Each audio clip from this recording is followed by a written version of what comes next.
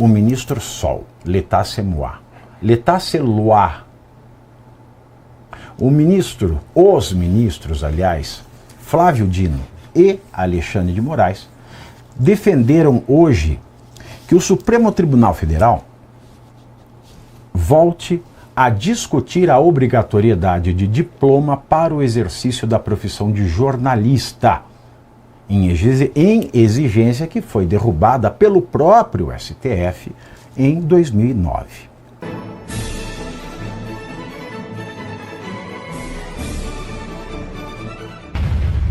O ministro Sol, l'état c'est moi, l'état c'est loi. Os ministros, aliás, Flávio Dino e Alexandre de Moraes, defenderam hoje que o Supremo Tribunal Federal volte a discutir a obrigatoriedade de diploma para o exercício da profissão de jornalista, em exigência que foi derrubada pelo próprio STF em 2009. As declarações da dupla dinâmica da disfarçatez, da indecência, dessa dupla de intocáveis, dessa dupla asquerosa, Alexandre de Moraes e Flávio Dino, as declarações desses dois aconteceram durante o julgamento na primeira turma sobre o direito de resposta, concedido a uma clínica médica denunciada por uma reportagem exibida pela TV Globo sobre denúncias que envolviam abuso sexual. Ao devolver pedido de vista no processo, o Mussolini da Moca, que é o Alexandre de Moraes, afirmou que a decisão de 2009 tornou mais complexo o debate sobre as garantias asseguradas à imprensa, especialmente diante do crescimento das redes sociais. Ajoelhem-se, incréus, porque nós vamos ouvir a voz do demônio. Está na hora de refletirmos sobre a questão do diploma de jornalismo. Naquele momento, o Supremo afastou. Hoje, com as redes sociais, em que qualquer pessoa acorda e diz: a partir de hoje eu sou um jornalista, e começa no seu blog a ofender a honra de inúmeras pessoas e se escudar na liberdade de imprensa, e claramente nós não podemos normalizar isso e tratar essas pessoas como a imprensa séria, o jornalismo sério.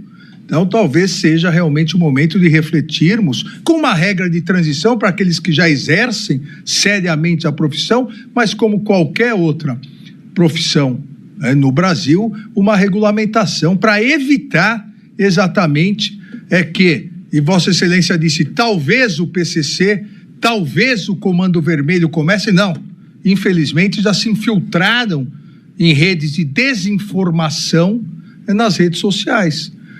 E aí basta colocar especialista, jornalista, para tratarmos como tal.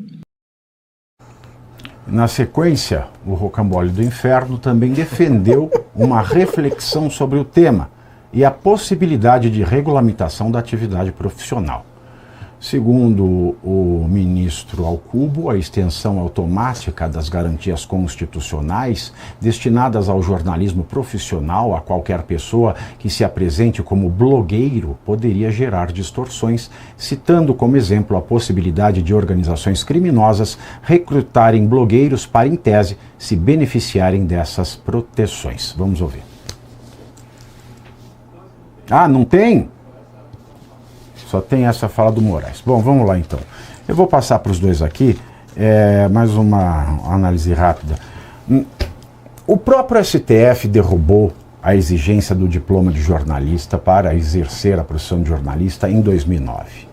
Aí o Alexandre fala, naquele momento, o que existia naquele momento? Naquele momento, já existia o Facebook. Naquele momento, já existia o YouTube. Naquele momento, já existia o Orkut. Naquele momento, já existia o WhatsApp. Naquele momento, foi o momento do auge dos blogs. Naquele momento, qualquer pessoa, pelas redes sociais, pela rede mundial de computadores, podia fazer o que está fazendo ainda hoje. Dessa maneira, quando o Alexandre de Moraes diz: nós precisamos revisar a decisão do Supremo de 2009, o que ele quer dizer? Este Supremo não é mais o mesmo Supremo, porque a Constituição é a mesma. E a Constituição não mudou em questão de direitos e garantias fundamentais, a não ser a dos entes federativos, município e Estado, na competência de fazer o ISS e o ICMS. A Constituição não mudou suas cláusulas pétreas. Não seriam pétreas, pudessem ser mudadas. Podem ser desrespeitadas, como ele o faz, dia sim, outro também. Mas não pode ser tão escancarado assim, né? Não pode registrar no papel. Em 2009, o Supremo disse que esta exigência era inconstitucional, em nome da liberdade de expressão e em nome da liberdade de imprensa. A liberdade de expressão e de imprensa continuam as mesmas desde 2009. Só que hoje não são respeitadas. Não são. O que o STF fez foi invalidar a lei que exigia o diploma de jornalista. E existe uma coisa no direito que se chama efeito repristinatório. Nesse caso, como a lei foi dada como inconstitucional, a revogação da decisão revogadora não faz voltar a vigência da lei anterior. O que ele está querendo fazer é o STF legislar, porque ele fala: precisamos fazer cláusulas de transição, como se ele fosse o Congresso, porque de fato ele é o Congresso, de fato ele é o Executivo, de fato ele é o Judiciário, de fato ele é o Ministério Público, de fato ele é a Polícia, de fato ele é todo cidadão. Ele é o Estado, como bem descreveu a AGU na sua defesa porca e indecente ao processo que ele sofre na Flórida, movido pela Trump Media Corporation e pela Rumble. Naquele momento, o mundo era igual a hoje. A Constituição naquele momento é a mesma de hoje. A única coisa que mudou foi o Supremo. Então, se tem algo errado aqui, é a composição atual do Supremo. Nós devemos ter um Supremo como ele era em 2009. Essa é que é a verdade. Não esse arremedo de Supremo.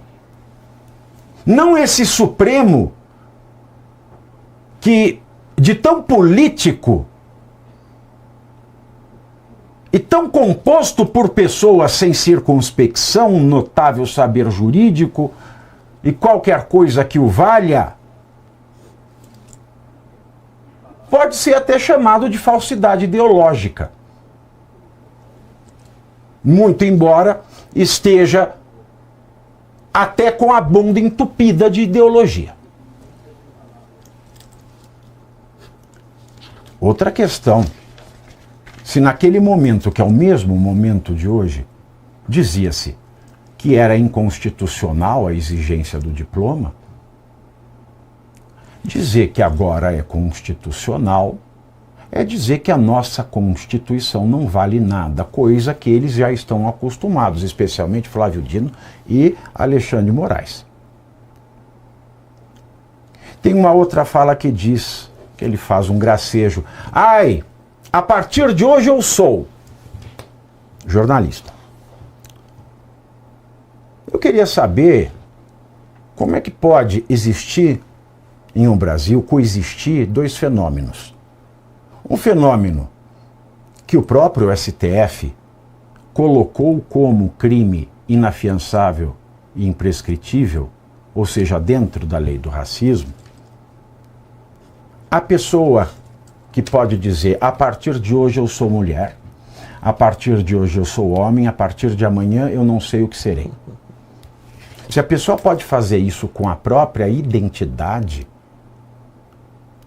por que ela não pode fazer com profissão, sendo que a liberdade de profissão no Brasil é uma garantia constitucional também? Ele fala de imprensa e jornalismo sério. O que é imprensa e jornalismo sério? É aquele que lambe a sua careca e diz, que gostoso. Ele diz que qualquer outra profissão é regulamentada. Eu queria saber a regulamentação das empregadas domésticas. Se elas precisam de um diploma.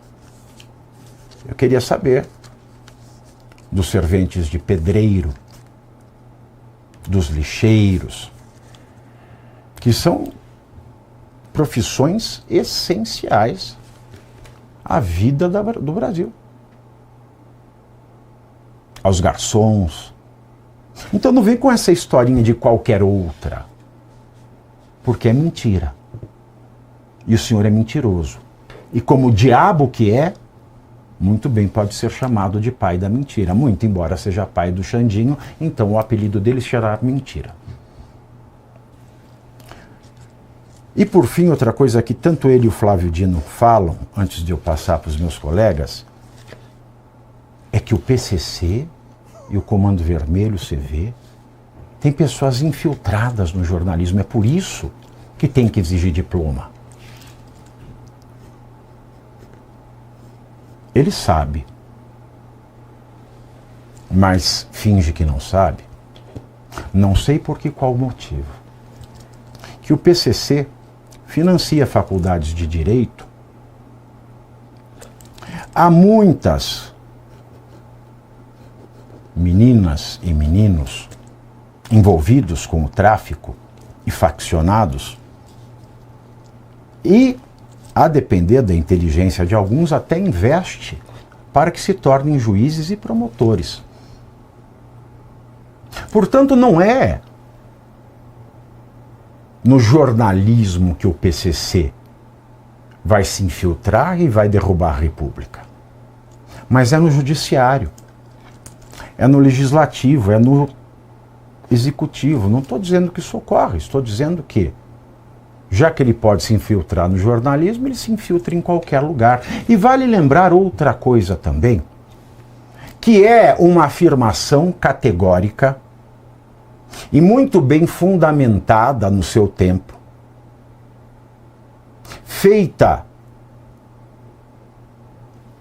em 2016 ou em 2017 pelo Reinaldo Azevedo, então no programa Pingos nos Is da Jovem Pan. O que o Reinaldo Azevedo dizia com o endosso do ministro Gilmar Mendes. Ele dizia o seguinte: se a proposta do Barroso de tornar inconstitucional o financiamento privado de campanhas por empresas, pessoas jurídicas, que hoje pode ter de pessoa física, de ser humano, com um limite de 10% da renda. Mas antes qualquer empresa, pessoa jurídica, podia fazer doações, e faziam doações vultuosas a todos os candidatos. E eles diziam o seguinte naquela época: se tornar inconstitucional esse tipo de financiamento para deixar o financiamento público como regra das eleições, isso será a porta de entrada do crime organizado nas eleições, não só através de candidaturas, mas através de candidaturas campeãs. Porque ficará mais fácil você trabalhar com caixas 2 vindo de dinheiro sujo. E tem toda uma explicação para que quem for curioso pode acessar, jogar, tem artigos dele na Veja, tem ele falando isso com todas as letras, e depois que isso foi aprovado, parou-se de falar desse assunto. E eu queria saber que se de fato, quando o financiamento da campanha passou a ser eminentemente público, o PCC e o Comando Vermelho passaram a entrar no poder. Porque nós sabemos que no judiciário ele está. Não sei onde, em qual tribunal, mas ele se infiltrou. Da mesma maneira que ele pode se infiltrar numa obra, com serventes de pedreiro, mestres de obra, engenheiros. Da mesma maneira que ele se infiltra no WhatsApp para dar golpes telefônicos. Ou mesmo na linha de telefonia. O crime organizado se infiltra em todo lugar. Portanto, tudo o que o Alexandre de Moraes falou é ou não é, Eduardo, bosta, com perdão para a bosta, porque a bosta ainda aduba. Terminou o vídeo, mas agora começa a parte que realmente importa, entender o que está acontecendo nos bastidores da política brasileira. Todos os dias, às 7h30 da noite, 19h30, eu entro ao vivo no canal do Metrópolis no YouTube para analisar os fatos do dia, os discursos, as decisões e os impactos de cada movimento em Brasília, com convidados especiais, debate e análise direta. Pavinato 7h30, ao vivo, no canal do Metrópolis no YouTube.